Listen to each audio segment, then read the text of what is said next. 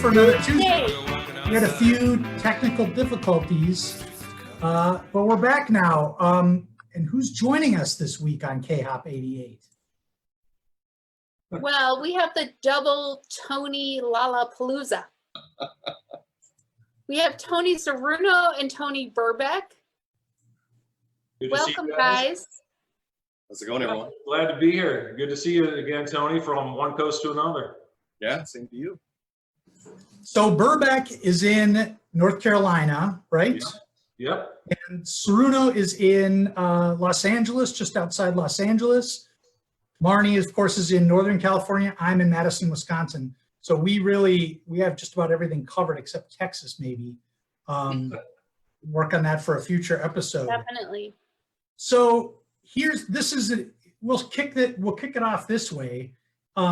I'm not sure. Well, I guess there probably were a number of these people, but you guys happen to be college roommates at the U.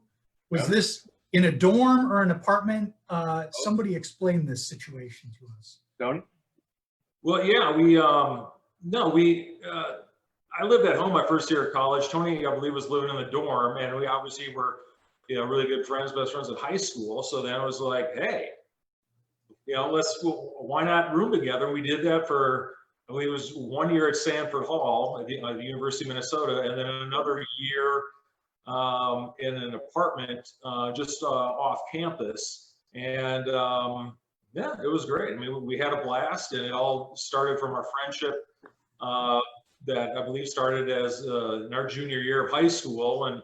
And Tony might want to get into that because we told you a little bit about it because we. Well, the funny thing is, the irony about our rooming situation at Sanford was we were in the football wing of Sanford Hall, and ironically, we were the most rowdiest of everybody. Wait, what is the football wing? It's where most of the scholarship football players stay. Okay.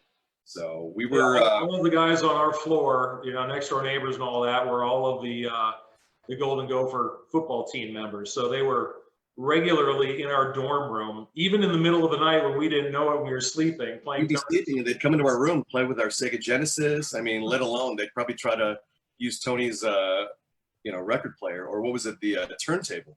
Yeah, I had my own little DJ mixing system. That was. We had some, I mean, let's just admit it. We had the best dorm parties at Sanford Hall because of that.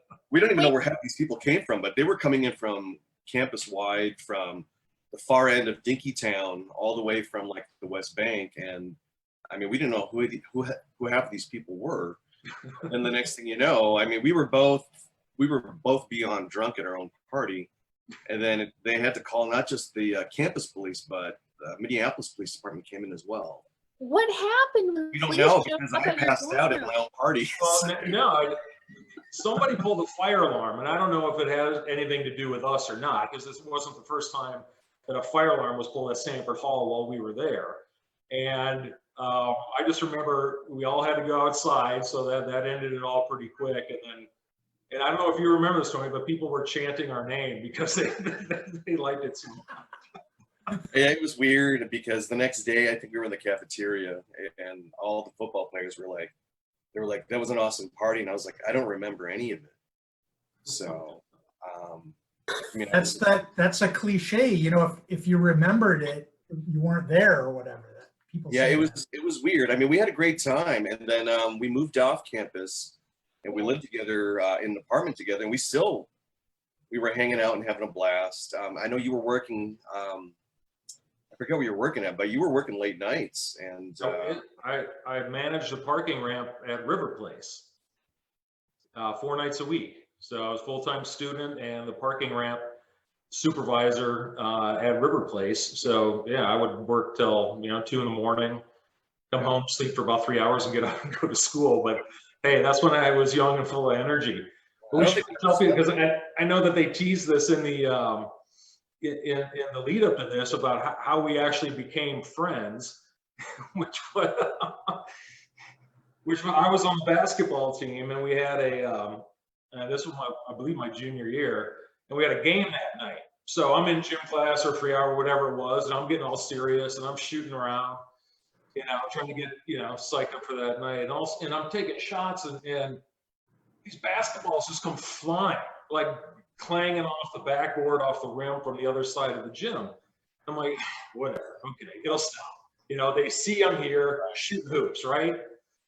And no, it didn't stop. I'm still shooting and, you know, like incoming missiles, like bang, bang, just, you know, and I'm like, really? Come on. And so again, it didn't stop. So then one of the balls that clanged off the backboard super hard rolled up to me and I grabbed it. Tony came to get the ball back and we exchanged a few words. But I must say, it wasn't me throwing those bombs. I think it was Brent Hood and maybe Travis Bebo. I was just the guy coming to get the ball because they knew that you got pissed off.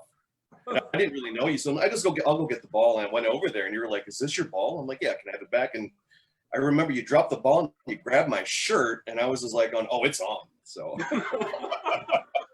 we didn't fight though. Nothing happened because I think the gym teacher, I think her name was Mrs. Johnson. I don't remember, but she kind of came in and then you let go. I was just like, what the hell was that? And I was like trying to ask like, hey, who was that guy that just grabbed my shirt? And then they told me your name. And I was just like, and I was so pissed because I remember I was up in the locker room like, oh man, I'm gonna get to that guy. And then I remember 2 weeks later, Ron McClure and his brother Stan McClure and you showed up to my house with Dante Kendricks because we were gonna go out to, was it the library or the Gold Rush? I don't remember. It was some nightclub. Yeah. But Ron McClure was in the front seat and it was like you. And I remember when I saw you, I'm like going, oh man, it's that dude. I was just like, man, I was like, well, if Ron hangs out with him, he must be cool. And then that night we became really good friends. We started hanging out in school and then Yeah. that weekend thing, because I remember it'd be like me, you, Chris Lee, Ron McClure, Dante Kendricks. I think it was like Jim Johnson, Mark Lamp, Mark as a Jeff Tibbetts. I mean, it was a bunch of us. We would drive out to Cottage Grove to go to this teen club. Yeah. That was really funny, but and I'm glad the gym teacher stepped in because little did I know you were heavily skilled in the martial arts while I was heavily skilled in the art of shooting jumpers and layups and rebounding. So. But it was all good. Well, I mean, it had now, Tony Siruno, you played hockey, right? Did you play all the way through high school? Yes, I was a transfer student. For some people that didn't know, I mean, I went to Gatewood from kindergarten to 3rd grade, went to Immaculate Heart of Mary from like 4th grade through 6th grade, then went to St. Joseph's in Hopkins, and then went to Benilde and played varsity hockey there for, well, 9th grade I was on the Bantam A team in Hopkins, and then in 10th grade I played varsity, and then my dad was just like, their hockey team is horrible, you should have gone back to Hopkins, so I went back to Hopkins, and I had to sit out that 1 year, so I played JV my junior year, then played varsity my senior year. So, Well, I have a question. Oh, Go ahead. I have a question about your friendship. Are you surprised that your friendship has been lifelong? Am I surprised that it's lasted this long? Absolutely not. I mean, No. You know, I look back at it, and I mentioned this to Tony over, you know, the span of the 30+ years, where it's just like we got along so well, and sometimes you just click as friends, and you have, you know, I mean, who can explain it? I mean, there were so many things that we were both into that we did not know, and then as we started getting to hang out with each other, talking, I mean, we were really into music, into sports. We were huge into Prince, which was like a big deal to both of us because we're huge Prince fans. Morris Day and the Time, Sheila E. I mean, that whole genre of music. We were into mixed tapes. I think it's interesting you bring up music. I've noticed this is just the 6th episode, but in each episode, people have been bringing up how important music is to them now and was in high school. So have your children met each other in person? No, not yet. I mean, Tony came out, the last time Tony was here, which was my wedding in 2009, we hadn't had yet our first kid. Our first kid came in 2012, but, you know, he's seen the kids through social media, and I've seen his kids through social media, so. Well, we have people tuning in. I just want to thank everyone for coming. I see Rick Eberhardt, Doug Robertson, Katie Keene, Allison Reese, So thank you for coming to KHOP. We have these great guests, and please, if you want to type questions and greetings, I'll share. Joy Geislinger says, love making mixtapes. Right? So I have a question about your careers, because I'm sure we could talk for hours. So Tony Burbeck, you have worked in journalism. When you were in high school, did you think you were going to be a journalist? No, and it's funny that you call this KHOP88, because for like, I don't know, maybe 2 weeks, and this is a 100% true story. If you remember, we had free hours, right? And I had too many free hours my senior year. So they called me into the office and said, all right, dude, come on, seriously, you need to take another class. All right, fine. So I decided to do the KHOP thing. I don't remember what the class was called. So I did that. I was bored out of my mind, did not like it at all. And I think maybe I dropped it. I don't even remember. And so then I ended up working in a 22-year career in television news. Go figure. But at the time, no, I just like, oh, I don't like this at all. And then, but at the same time, I was always, I guess you could say play to my strengths. I was always, right-brained, good at the creative stuff. Throw some numbers at me and say, oh God, really? Do we have to do this? Math and science, not my thing. And so it just kind of connected. I was always, even as a little kid, I was always reading the newspaper, and I won like every single current events quiz I ever took. I'm like, what, you didn't know that? And so, one thing just led to another. I took an intro to journalism class at the University of Minnesota with Tony, I believe. And it was just like, oh, okay. So I went from, God, KHOP, I don't, not my thing, although I'm very happy you're doing this. Right. So, yeah, I was a TV news reporter and anchor for 22 years. When all was said and done. So it's just funny how things change over the course of time. So. Tony, if you can, run us through the markets that you've worked in your career, starting with where you started from right out of school. Yeah, well, first, I actually got hired at Cable 12 News, or Northwest Community TV in Brooklyn Park, while I was still in college. So I was doing that, and then I was there for, I don't know, 2.5 years or so. And then I went to Eau Claire, Wisconsin, WQOW. I was there for just under a year. And then I went to Bay News 9 in Tampa, and I was there for just under a year. And then I went to the ABC affiliate in Des Moines and was there for 2 years. One of those years as a reporter, one of those years as the morning anchor, which takes about 10 years off your life per year, getting up at 1:45 every morning. And then I was job searching and came across an opening at the NBC station in Charlotte, WCNC, although it's probably had 5 or 6 name changes in the 20 years that I've been here. And I had been in North Carolina before, because when I was a kid, my dad had lived in Wilkesboro for a couple of years. So I would spend summers with my mom, summers with my dad. So I was familiar with North Carolina, sent in my resume tape. I actually had 2 consecutive interviews, or I had interviews on consecutive weekends, one in Charlotte and one in Greensboro. And so I flew out, like I said, on consecutive weekends, and then I got offered the job at the NBC station here, and I started in March of 2000, and I think I quit on my dad's birthday in 2015. So 15, yeah, just over 15 years. And mostly as a reporter. I was a night side reporter for probably 7 of those years. I did a lot of weekend anchoring, or backup, fill in, whatever you want to call it. Some morning shift, night, you name it. And it just kind of got to the point where it's like, been there, done that. It was a great run. I saw and got to experience some of the coolest stuff ever. But then it just kind of ran its course, and and I think and you guys put that on there as well about the 22-year-old sugar buzz, and it really felt like that, because some days you're like, wow, that was the coolest thing ever. You're young, you're energetic. Hey, can you go? Go cover the hurricane? Oh yeah, sure. Wow. So go to the beach, get paid to stand in a hurricane for 3 to 4 days, go cover the president. I chit-chatted with President Bush about the Vikings and the Cowboys, of all things. You know, at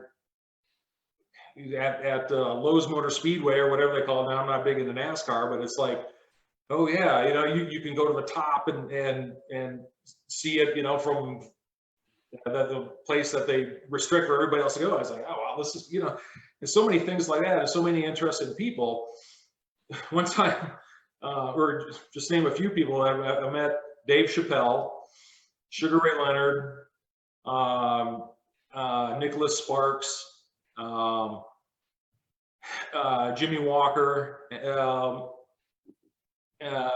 who's the other, Paul Stanley, the guitar player in Kiss. He came through the station one day, and it's, you know, so it's like, wow, I get, you know. And then but the other side of that coin, as we were talking about a little bit before this, was just the things that people do to each other. It just wears on you, and it's sad, it's tragic. And I had to cover some things that, and I guess it really hit me after my daughter was born, because the first story I had to go do after my daughter was born, after I came back from that maternity leave, was a toddler that drowned. And it was just like, you know, I mean, it's horrible. And then you have your own kid, and then it's just that much more real, you know. And then there were other stories like that are just, you know, not fit for print, and it just wore me out. And then, you know, you go check police reports on a daily basis in Charlotte, and they're that thick every single day, and you're flipping through it going, that's not bad enough. What? I mean, who in the world goes, oh, it's a crime, but it's not a bad enough crime to cover? What? You know, and so, you know, it had its highs and lows. It was, you know, hey, you know, where are you? I'm in the middle of nowhere. We're sending the helicopter to go pick you up, go find a field. Okay, yeah, I love my transportation. Go pick me up in a helicopter. You know, but then, you know, like I said, a sugar buzz has its highs and it has its lows, and it ran its course. But children can change it all, right? Yeah, and it just, you know, you have a newborn at home, and it's like, oh, there's breaking news an hour and a half away because some redneck, you know, committed some redneck crime in Redneckville or whatever the case is, and it's like, okay, but I have an infant, you know, and I want to see her before she goes to bed, you know, that type of thing. Tony Siruno, you have children, right? Yes, I have 2 boys. And did they change your career in life? Say that again? How did they change your life? I mean, the thing is now, I mean, before I had kids, I mean, I was just 24/7, just drawing on the job. I really didn't really have any free time to myself.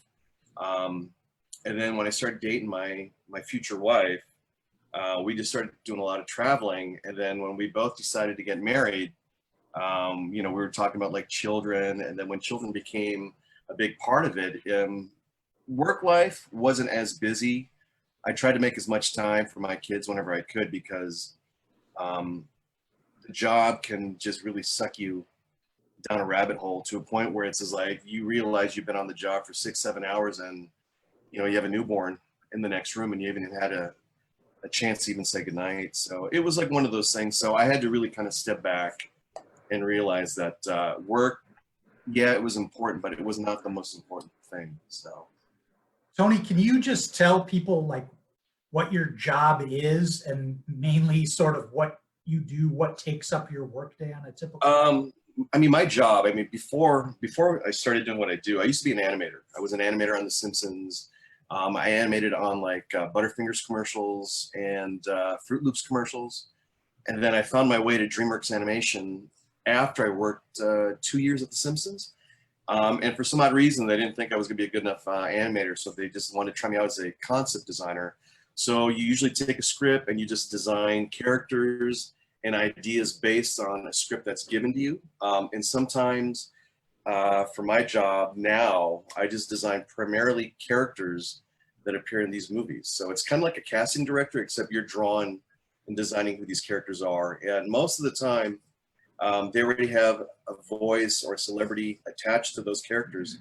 And normally I usually will have to have at least a 10-15-minute meeting with said, you know, like celebrity, and then they'll give me guidelines of what they want to see in the drawing. And are you drawing with a pen or on the computer? I'm drawing on a computer now. I mean, I still draw on paper, but most of the studios are digital. And because they want instant file sharing versus the old days of, here's my drawing, give it to the assistant. He goes to the Xerox copier, makes 10 different copies. And then he has to get on his bicycle and he has to like drive around the lot, just handing out physical copies. Now everything is digital. So everyone has everything on their phone. So if I just say, well, here's my file, like within 10 seconds, they have the drawing that they need and they can just go show it to whoever they need to. So it's fast paced, lots of pressure. So I mean, correct me if I'm wrong on this, but obviously the Oscar award was for the Spiderverse. Is that the most satisfying project you've worked on, or is there something else that you've done that didn't get quite the same amount of credit? I mean, I've been doing this for, I'd say, close to 28 years. I would say the Spiderverse, you'll laugh at this one, Spiderverse was probably one of the worst productions I've ever worked on. It was what we would call a grand shit show. Oh, wow. Yeah, I mean, behind the scenes, there was a lot of fighting. They were replacing directors, replacing production designers. A lot of key people in art and designing and animation were coming in and quitting or getting fired. So when I got to Sony, it was one of the big high-profile projects, and I actually requested to be on it, but the executives on it had a very, very specific list of people. So for about 18 months, I was watching this production just crash and burn left and right, seeing artists get hired and fired or just crying and quitting. And then I remember I had to kind of like spend, gosh, I had to work on this horrible movie called The Emoji Movie. Oh, yeah. But Oh, my girls loved it. What was that? My girls loved it. Really? Maybe I'm just so close to it, but I mean, Maybe. that was another project that was, no one wanted to work on it. It was they had to force people to work on it. With money? Yeah, I mean, they were basically like, I mean, like for most artists, we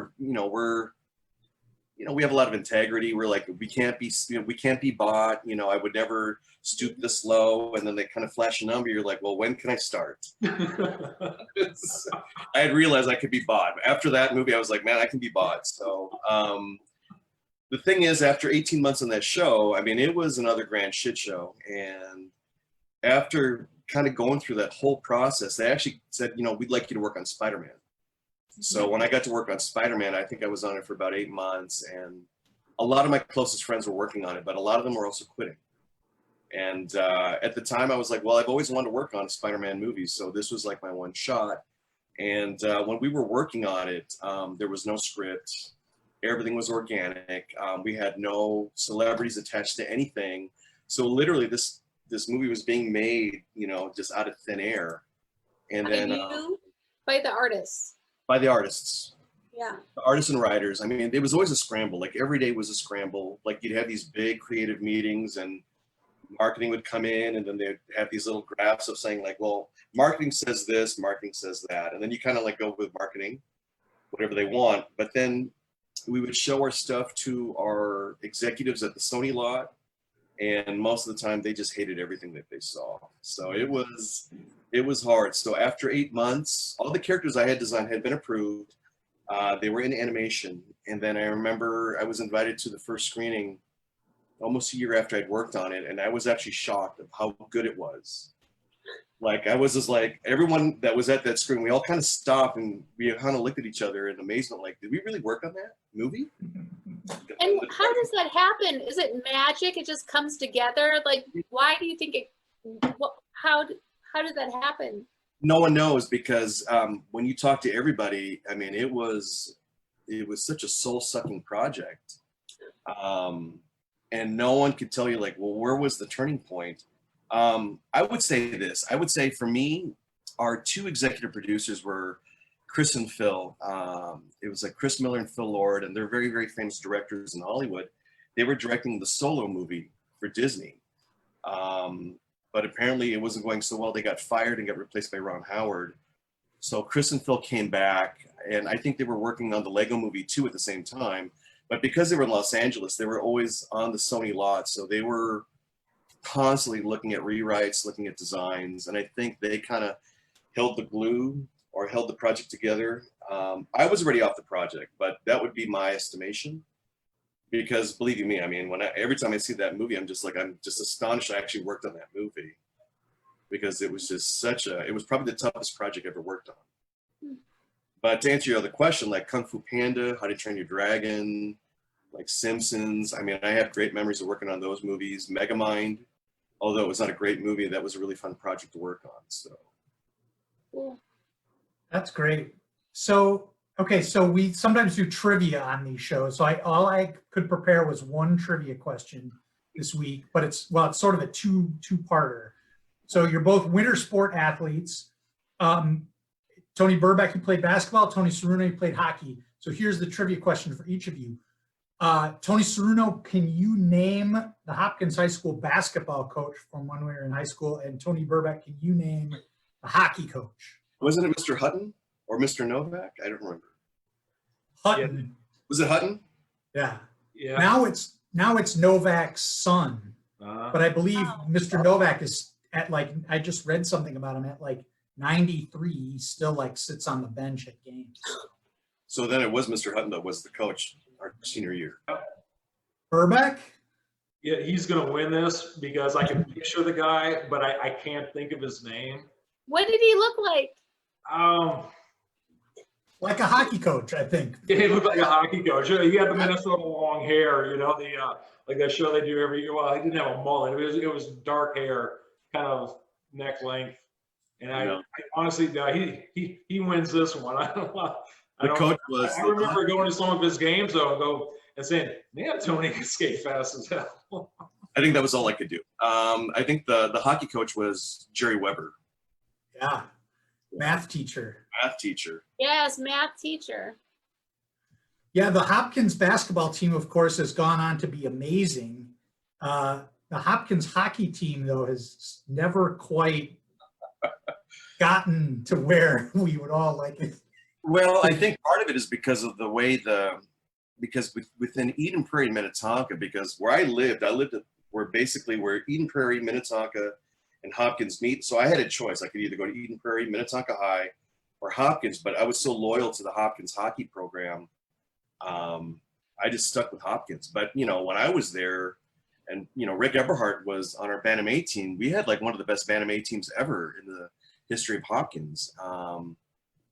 But, I came from the Eisenhower side, and Eisenhower was a horrible, horrible hockey program compared to Lindbergh. So, but when we merged into one, into the Royals, I mean, we were an amazing hockey team. I mean, we had some great hockey teams, great players, but I haven't kept touch with, Minnesota high school hockey. I mean, I know it's still big, but it's as much as I want to watch the tournaments, I can't even watch that online. So. Well, it's funny you bring up hockey as our half hour is coming to a close. Soon we have two amazing players coming. Heather Thorson and Hetty Hegre are coming to talk with us.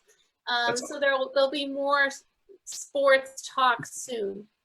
See, I know Tony Siruno probably remembers this, but playing mites in the Eisenhower Lindbergh Youth Hockey Association, you could tell Patty and Heather because they had braids that stuck out of the bottom of their. Yes, Heather was one of the best hockey players. And I remember I got schooled by her so horribly in squirts.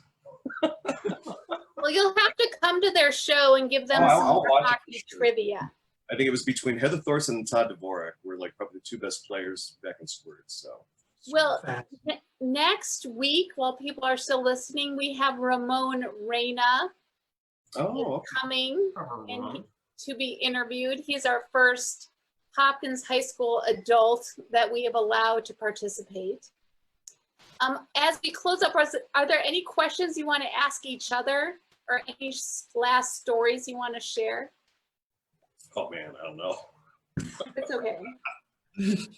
No, I mean, I'll just say I'm just, some people, make a difference in your life more so than others. And I've told them this, but hey, I get to see your face here, you know? So first time in a long time. I've always valued our friendship, and I'm glad that it's continued. And I was honored to be part of your wedding, and to, you know, be a part of your life, and know what you're doing, you know, work-wise and family-wise and all that stuff, because, you know, I mean, yeah, you're like one of the might family. be 3,000 miles apart, but that doesn't change anything.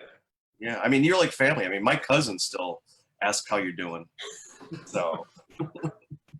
Speaking of family, by the way, I think my first byline working for the Royal Page was I wrote a sports story about Tony's brother, Gig, who was a near Olympic figure skater. I don't think he ever skated in the Olympics, but No, I mean, yeah, I mean, there was a story behind that. I mean, really quickly. I mean, he was at the Olympic training facility out in Colorado Springs, him and like 3 other guys.